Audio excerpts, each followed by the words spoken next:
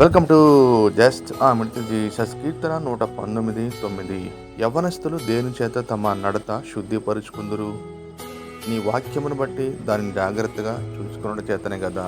కీర్తనకారుడు యవ్వన దర్శనం జ్ఞాపకం చేసుకుంటూ, యవ్వన కాలం అనేది అత్యంత శ్రేష్టమైన అలంకారంతో కూడినటువంటి దశ, అదేవిధంగా ప్రమాదకరమైనది కూడా. ఎందుకంటే యవ్వనస్తులు ఎక్కువ చెడిపోయే దశ కూడా అదే.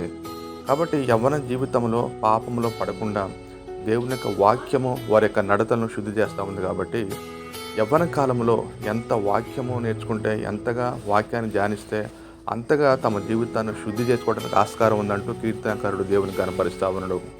యోసేపు యవ్వన కాలంలో పాపమును పడకుండా ఉండటానికి, అదేవిధంగా దానియేలు తన యొక్క ముగ్గురు స్నేహితులు అన్య సంబంధమైన ఆహారం చేత తమ శరీరాన్ని అపవిత్రపరచుకోకుండా ఏ విధంగా దేవునికి సాక్షార్థంగా జీవించారో, యవ్వనస్తులు దేవునికి వాక్యం చేత భయభక్తులు కలిగి ఉన్నప్పుడు వారి జీవితాలు ధన్యకరంగా మార్చబడుతుంటాయి. ఆమేన్.